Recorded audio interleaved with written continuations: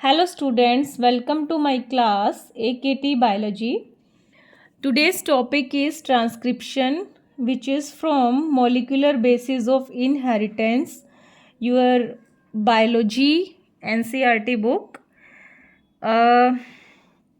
वैसे तो बेटा ट्रांसक्रिप्शन को अगर आप ग्रेजुएशन और पोस्ट ग्रेजुएशन लेवल के अकॉर्डिंग पढ़ो तो ये बहुत ही डिटेल्ड प्रोसेस है, लेकिन मैं आज आपको क्लास 12 के स्टैंडर्ड के अकॉर्डिंग ही इसका बेसिक्स बताने जा रही हूँ। इसको थोड़ा सा ध्यान से समझ लेना, board point of view as well as NEET point of view या CUET में भी इससे रिलेटेड बहुत क्वेश्चंस पूछे जाते हैं। चलो स्टार्ट करते हैं। Transcription, what is transcription? मैंने कई बार जब भी मॉलिक्यूलर में से कोई भी टॉपिक उठाया है आपको सेंट्रल डोग्मा के बारे में बताया है। Central dogma that is DNA से DNA बनना, मतलब उसकी कॉपी होना इज़ रेप्लिकेशन। देन DNA से RNA बनना इज़ ट्रांसक्रिप्शन एंड RNA से प्रोटीन बनना is translation and the whole process is central dogma. ठीक है, तो उसमें से जो मैं आज उठा रही हूँ वो है ट्रांसक्रिप्शन।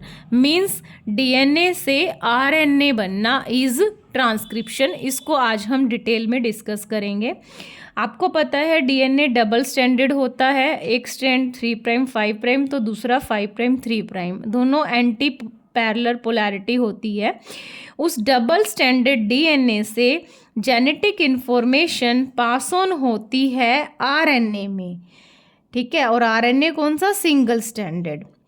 मतलब डबल स्टैंडर्ड DNA से सिंगल स्टैंडर्ड RNA बनना, उसको बोलेंगे हम ट्रांसक्रिप्शन। तो what is transcription? The process of formation of RNA, specially कौन सा RNA? mRNA, that is your messenger RNA from one strand of DNA that is 3' to 5' is called as transcription. इसका मतलब क्या है कि जो DNA डबल स्टैंडर्ड होता है उसके एक स्ट्रैंड की कॉम्प्लीमेंट्री के अकॉर्डिंग ही सिंगल स्टैंडर्ड RNA बनता है। मतलब जो स्ट्रैंड DNA का 3' 5' पोलैरिटी वाला है वो टेम्पलेट का काम करेगा और उसके कॉम्प्लीमेंट्री में ही आपका mRNA बनता है। ये 3' 5' है तो mRNA 5' 3' बनेगा। फिर आप कहोगे कि तो दूसरे स्ट्रैंड का क्या रोल है DNA के 5' 3' एंड वाले का? वो मैं अब हम डिटेल में प्रोसेस करेंगे तब मैं बताऊंगी। बस अभी यहाँ पे डेफिनेशन इतनी है कि डबल स्टैंडर्ड DNA से सिंगल स्टैंडर्ड RNA बनना और copying of genetic information from DNA into RNA is known as transcription. ठीक है, DNA से DNA बनना रेप्लिकेशन, DNA से RNA बनना मतलब डबल स्टैंडर्ड DNA से सिंगल स्टैंडर्ड RNA बनना इज ट्रांसक्रिप्शन। ओके, अब क्वेश्चन ये उठता है, जैसे मैं कह रही हूँ कि DNA डबल स्टैंडर्ड है, उसके एक ही सिंगल स्टैंडर्ड DNA से सिंगल स्टैंडर्ड स्ट्रैंड से DNA के mRNA बनता है, राइट? तो क्वेश्चन ये है कि दूसरे स्ट्रैंड से भी क्यों नहीं बनता? एक ही DNA के स्ट्रैंड की इंफॉर्मेशन RNA में क्यों जाती है? Why only one strand of the DNA is transcribed into RNA? इसके कई रीज़न है। उसमें से पहला रीज़न ये है, अगर DNA के दोनों ही स्ट्रैंड टेम्पलेट का काम करेंगे तो इसका मतलब 2 RNA बनेंगे ट्रांसक्रिप्शन करके। ठीक है, वो जो 2 RNA बनेंगे वो दोनों RNA अपनी अपनी प्रोटीन बनाएंगे।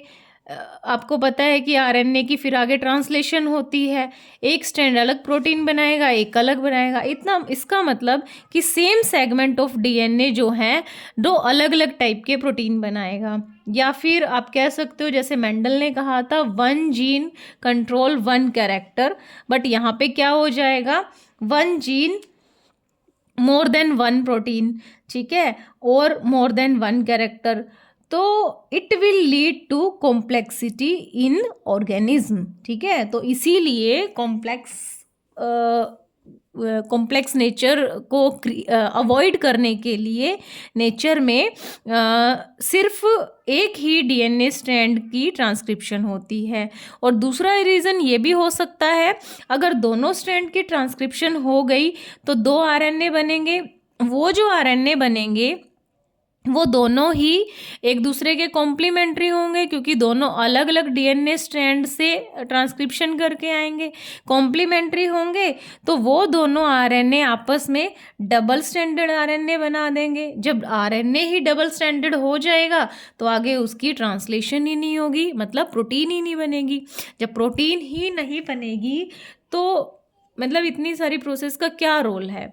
क्योंकि प्रोटीन फिर आगे कैरेक्टर्स के लिए, फीचर्स के लिए रिस्पॉन्सिबल होते हैं, तो वो ट्रांसलेशन ही नहीं होगी तो इन सब का कोई फ़ायदा ही नहीं है। तो इसीलिए ये रीज़न इनफ है कि डीएनए के डबल स्टैंडर्ड दोनों स्ट्रैंड में से एक ही स्ट्रैंड की ट्रांसक्रिप्शन होती है, और वो भी कौन से वाले स्ट्रैंड की होती है और क्यों होती है वो मैं अब आगे डिस्कस करूँगी, ठीक है। और ट्रांसक्रिप्शन कहाँ होती है? अगर हम वैसे तो ट्रांसक्रिप्शन न्यूक्लियस में होती है, यूकैरियोटिक सेल की अगर हम बात करें, ट्रांसक्रिप्शन जो है वो न्यूक्लियस में होती है सेल के, ठीक है। लेकिन जो प्रोकैरियोट्स होते हैं, आपको पता है प्रोकैरियोट्स में कोई वेल डिफाइंड न्यूक्लियर मेम्ब्रेन नहीं होता, तो वो तो सेम कंपार्टमेंट में ही ट्रांसक्रिप्शन ट्रांसलेशन उसी कंपार्टमेंट में होती है। आपके पास टिपिकल अगर क्वेश्चन आता है कि ट्रांसक्रिप्शन कहाँ होती है, तो आप न्यूक्लियस ऑफ द सेल लिखोगे, क्योंकि we are considering eukaryotic mechanism, ठीक है। और रेप्लिकेशन भी न्यूक्लियस में होती है। और जो ट्रांसलेशन है, ट्रांसक्रिप्शन के बाद जो एमआरएनए बनता है वो साइटोप्लाज्म में बाहर आ जाता है, तो ट्रांसलेशन वो साइटोप्लाज्म में होती है। रेप्लिकेशन और ट्रांसक्रिप्शन न्यूक्लियस में होती है, ट्रांसलेशन साइटोप्लाज्म में होती है सेल के, ठीक है। अब हम करेंगे कि ट्रांसक्रिप्शन डीएनए के कौन से पार्ट की होती है और कौन कौन सा पार्ट इन्वॉल्व होता है ट्रांसक्रिप्शन में। ट्रांसक्रिप्शन यूनिट किसे कहते हैं? The portion of the DNA which involve in transcription and transcribed. मतलब कि कौन कौन से पार्ट जो हैं डीएनए का, जो एक पर्टिकुलर सेगमेंट है वो जो ट्रांसक्रिप्शन में इन्वॉल्व होता है, और कौन से पार्ट की ट्रांसक्रिप्शन होती है। 3 जो है वो मेजर पार्ट हैं। पहला है प्रोमोटर रीजन, दूसरा है स्ट्रक्चरल जीन, तीसरा है टर्मिनेटर रीजन। प्रोमोटर रीजन, आप इसको ये कोई कॉम्प्लेक्स स्ट्रक्चर नहीं है, ये डीएनए का ही सेगमेंट है, कुछ सीक्वेंसेस हैं, ठीक है, जो प्रोमोटर का काम करेंगे। प्रोमोटर मतलब ट्रांसक्रिप्शन स्टार्ट साइट, मतलब जहाँ से ट्रांसक्रिप्शन स्टार्ट होनी है किसी पर्टिकुलर डीएनए सेगमेंट की, ठीक है। देन स्ट्रक्चरल जीन, डीएनए का वो पोर्शन, वो पार्ट जिसकी ट्रांसक्रिप्शन होनी है, जिसको ट्रांसक्राइब होके आरएनए में कन्वर्ट होना है। Then third is transcription end site, या इसको आप कहोगे टर्मिनेटर रीजन, जिसको मैं टी से रिप्रेजेंट कर रही हूँ। यहाँ पे अब टर्मिनेशन हो जाएगा ट्रांसक्रिप्शन का, इसके आगे नहीं होगी, ठीक है। दैट इज टर्मिनेटिंग रीजन, ठीक है। तो यूनिट की अगर बात करें, उसके 3 कंपोनेंट्स हो गए। प्रोमोटर रीजन जहाँ पे ट्रांसक्रिप्शन स्टार्ट हो रही है, स्ट्रक्चरल जीन जिसकी हो रही है actually transcription, and terminator region जहाँ पे एंड होती है ट्रांसक्रिप्शन, ठीक है। अब एक और चीज़ है कि ट्रांसक्रिप्शन के लिए कौन सा एंजाइम हम यूज़ करते हैं, हमारी जो सेल यूज़ करती है, ठीक है। रेप्लिकेशन में आपने पढ़ा था एंजाइम कौन सा होता है, डीएनए डिपेंडेंट डीएनए पॉलीमरेज, ठीक है, क्योंकि डीएनए से डीएनए ही बनता है। अब यहाँ पे डीएनए से आरएनए बन रहा है, तो एंजाइम है डीएनए डिपेंडेंट आरएनए पॉलीमरेज, ठीक है। और इस एंजाइम का फीचर ये है कि ये ट्रांसक्रिप्शन हमेशा 5' to 3' डायरेक्शन में ही करेगा। तो यहाँ से अब आपका वो आंसर निकल के आएगा कि एक ही स्ट्रैंड की कैसे होती है, क्योंकि ये जो आरएनए पॉलीमरेज है ये 5' to 3' डायरेक्शन में ही ट्रांसक्रिप्शन करता है। तो इसका मतलब कौन से स्ट्रैंड को डीएनए में ये अपना टेम्पलेट स्ट्रैंड मानेगा? उस स्ट्रैंड को मानेगा जो इसके अपोजिट पोलैरिटी का होगा, दैट इज 3' to 5', क्योंकि इसको तो 5' 3' डायरेक्शन में चलना है। ठीक है, तो यहाँ पे अगर 3' 5' स्ट्रैंड जो है वो डीएनए के डबल हेलिक्स में टेम्पलेट स्ट्रैंड का काम करेगा। ठीक है, फिर जो दूसरा स्ट्रैंड है जिसकी एंजाइम के साथ सेम डायरेक्शन है 5' 3', उसको हम नॉन टेम्पलेट स्ट्रैंड भी कह सकते हैं, और यू कैन से उसको आप कोडिंग स्ट्रैंड भी बोलते हैं। ठीक है, अगर ये टेम्पलेट है तो ये नॉन टेम्पलेट है, ये कोडिंग है तो टेम्पलेट वाले को आप नॉन कोडिंग स्ट्रैंड भी बोल सकते हैं। उसके अलावा एक और पहचान है कि प्रोमोटर और टर्मिनेटर रीजन डीएनए में कहाँ प्रेजेंट होते हैं। ठीक है, प्रोमोटर रीजन जो है, जो कोडिंग स्ट्रैंड है, कोडिंग स्ट्रैंड कौन सा, जिसकी पोलैरिटी 5' to 3' है, उसके 5' एंड पे प्रेजेंट होता है, कोडिंग स्ट्रैंड के, नोट टेम्पलेट। ठीक है, कोडिंग के 5' एंड पे प्रोमोटर रीजन होता है और कोडिंग के 3' एंड पे टर्मिनेटर रीजन होता है। ठीक है, ये पूरी स्ट्रक्चर जो है इसकी ट्रांसक्रिप्शन कैसे होगी वो प्रोसेस हम आगे करेंगे। बेसिक स्टेप्स जो हैं प्रोकैरियोट्स में और यूकैरियोट्स में ट्रांसक्रिप्शन के सेम होते हैं। ठीक है, बट क्योंकि मैंने आपको बताया कि यूकैरियोट्स जो हैं वो कॉम्प्लिकेटेड ऑर्गेनिज्म है, उनमें न्यूक्लियस और साइटोप्लाज्म में वेल डिफाइंड बाउंड्री होती है, तो क्योंकि मैसेंजर आरएनए को बनने के बाद साइटोप्लाज्म में जाना होता है ट्रांसलेशन के लिए यूकैरियोट्स में।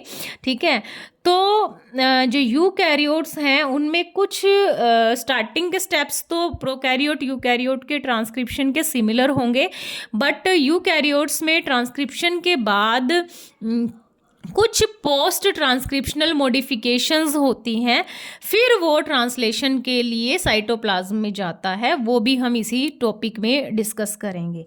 ठीक है, So basic steps involved in transcription both in prokaryote and eukaryotes. Suppose ये डबल स्टैंडर्ड डीएनए है, जैसे मैंने अभी यहाँ पे बनाया था, यहाँ पे मैंने स्ट्रेट लाइन करके बना दिया था, यहाँ पे मैंने इसको कॉइल्ड फॉर्म में बनाया, सिंपली वही चीज़ है, घबराना नहीं है। ठीक है, ये 3' 5' है रेड वाला, और ब्लू वाला 5' to 3' है, अलग अलग पोलैरिटी है, इट्स डीएनए। ठीक है, ये आपका डबल स्टैंडर्ड डीएनए है। ठीक है, तो सबसे पहला स्टेप है इनिशिएशन। इनिशिएशन मतलब स्टार्ट होना। ठीक है, इनिशिएशन कब होती है ट्रांसक्रिप्शन की? डीएनए डिपेंडेंट आरएनए पॉलीमरेज करवाता है, ये हमें पता है, ये एंजाइम काम करता है, और किस डायरेक्शन में? 5' to 3' डायरेक्शन में, जैसे मैंने अभी बताया। ठीक है, बट क्या ये एंजाइम अपने आप ही कहीं से भी इसको प्रोमोटर रीजन मिल जाएगा, अपने आप से ही स्टार्ट कर देगा ये ट्रांसक्रिप्शन? नहीं। क्या होता है इनिशिएशन में? एक इनिशिएशन फैक्टर रिलीज होता है, ठीक है, जिसको बोलते हैं सिग्मा फैक्टर।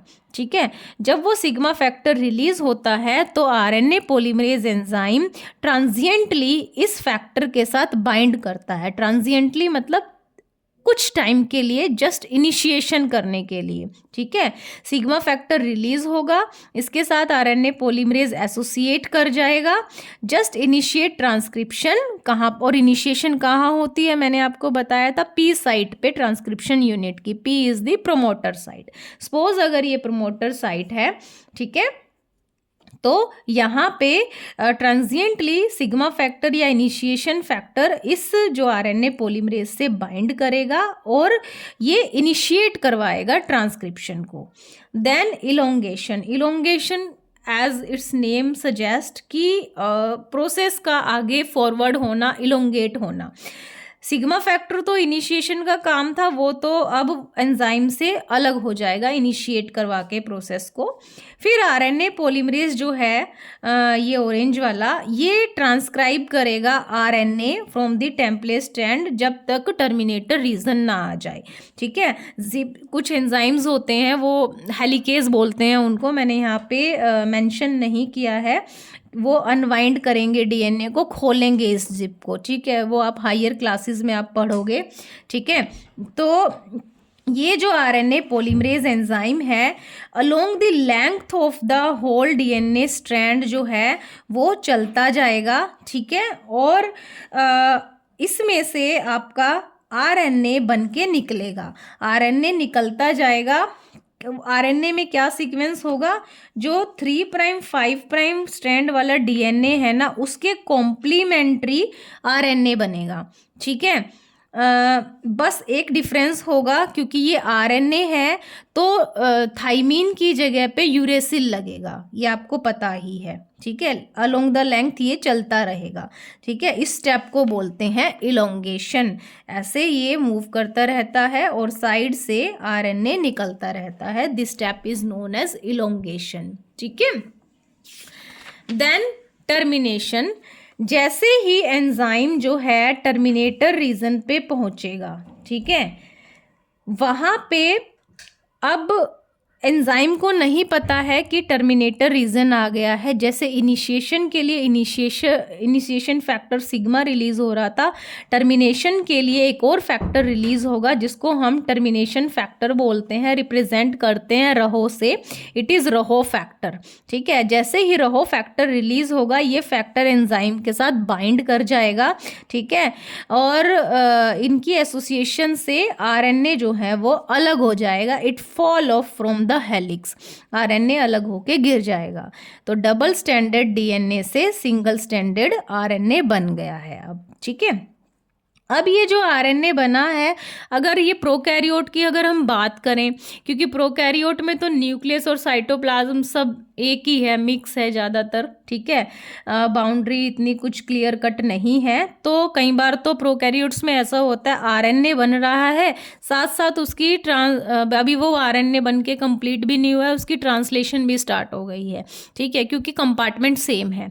लेकिन यूकैरियोट्स में ऐसा नहीं होता है, उनमें एडिशनली मॉडिफिकेशन होती है ट्रांसक्रिप्शन के बाद, ठीक है। Post transcriptional modification in eukaryotes, because in eukaryotes nucleus and cytoplasm have boundaries, ठीक है। न्यूक्लियस में ट्रांसक्रिप्शन हुई थी, प्रोकैरियोट्स में न्यूक्लियस में ट्रांसक्रिप्शन के बाद जो एमआरएनए बनता है ना बेटा, उसको हेट्रोजिनस न्यूक्लियर आरएनए बोलते हैं, ठीक है। वो क्या है वो मैं अभी आपको बताऊंगी।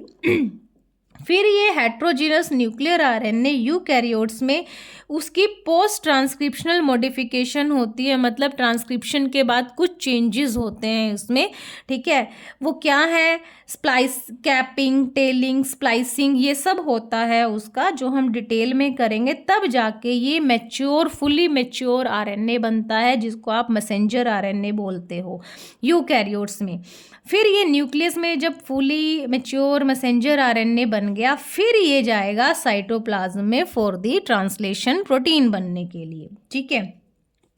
But in prokaryotes there are no boundaries, so transcriptional modification की कोई ज़रूरत नहीं है, उसकी डायरेक्ट ट्रांसलेशन हो जाती है, ठीक है। नाउ अब वो जो पोस्ट ट्रांसक्रिप्शनल मॉडिफिकेशन मैं आपको बता रही हूँ यूकैरियोट्स में, वो है स्प्लाइसिंग, कैपिंग एंड टेलिंग। अब मान लो ये वाला है आपका मैसेंजर आरएनए, बट प्रेफरेबली हम इसको मैसेंजर आरएनए अभी नहीं बोलेंगे यूकैरियोट्स में। ये आपका बना है ट्रांसक्रिप्शन के बाद, इनिशिएशन, इलोंगेशन, टर्मिनेशन के बाद हेट्रोजीनस न्यूक्लियर आरएनए। इसमें 2 टाइप के कोडिंग सीक्वेंस होते हैं, कोडिंग नहीं कहूँगी, कोडिंग एंड नॉन कोडिंग दोनों होते हैं। 2 टाइप के सीक्वेंस होते हैं। जो कोडिंग रीजन होते हैं उनको एक्सोन बोलते हैं, जो नॉन कोडिंग होते हैं उनको इंट्रॉन बोलते हैं। Means exons they code for amino acids and intron they do not code for any amino acid, ठीक है। तो स्प्लाइसिंग वो प्रोसेस है जिसके थ्रू इंट्रॉन्स को बाहर निकाल दिया जाता है। ये ऑरेंज वाले स्पोज इंट्रॉन है, इनको बाहर निकाल दिया जाता है। स्पेशल एंजाइम्स में इन्वॉल्व होते हैं, वो आप हायर क्लास में पढ़ोगे, ठीक है। इंट्रॉन्स बाहर निकलेंगे, देन एक्सोन्स को इकट्ठे फिर जोड़ दिया जाता है, इसको बोलेंगे स्प्लाइसिंग, ठीक है। स्प्लाइसिंग के बाद होता है कैपिंग। कैपिंग में क्या होता है, 5' एंड पे एक कंपाउंड लगता है, that is methyl guanosine triphosphate, उसको बोलेंगे कैपिंग, जो 5' एंड पे ये लगेगा, ठीक है। और 3' फिर होती है टेलिंग। टेलिंग मतलब 3' एंड पे पॉली एडिनाइलेट टेल लगती है, पॉली ए टेल उसको हम बोलते हैं, ठीक है। तो स्प्लाइसिंग इंट्रॉन्स अलग हो जाएंगे, ओनली कोडिंग पोर्शन रह जाएगा। कैपिंग 5' एंड पे methyl guanosine triphosphate and telling 3' and पे पॉली ए टेल लग जाती है। ये जो अब बन गया स्प्लाइसिंग के बाद, कैपिंग, टेलिंग के बाद, this is fully mature messenger RNA. अब ये न्यूक्लियस में यूकैरियोट के रेडी हो गया है। Now it will go into the cytoplasm of the cell for the translation, for the protein formation, ठीक है। आपके माइंड में ये क्वेश्चन आया होगा कि ये ऐसा क्यों हो रहा है, इसकी कैपिंग, टेलिंग, ये सब क्यों हो रही है। शॉर्ट में मैं आपको बताना चाहती हूँ, वो इसलिए कि यूकैरियोटिक जो ऑर्गेनाइजेशन है ना, वो बहुत कॉम्प्लेक्स है। कुछ ऐसे एंजाइम्स हैं, दे मे डिग्रेड दी हेट्रोन्यूक्लियर आरएनए, ठीक है। तो उसको डिग्रेडेशन से बचाने के लिए इसके दोनों एंड्स को प्रोटेक्ट किया जाता है बाय कैपिंग एंड टेलिंग, ठीक है। अब ये ट्रांसलेशन के लिए जाएगा।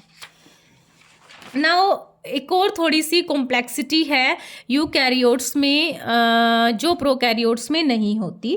प्रोकैरियोट्स में सिंगल आरएनए पॉलीमरेज एंजाइम होता है, डीएनए डिपेंडेंट आरएनए पॉलीमरेज, जो ट्रांसक्रिप्शन करता है। लेकिन यूकैरियोट्स में 3 टाइप के DNA dependent RNA polymerase enzyme होते हैं, RNA polymerase 1, RNA polymerase 2, RNA polymerase 3, ठीक है।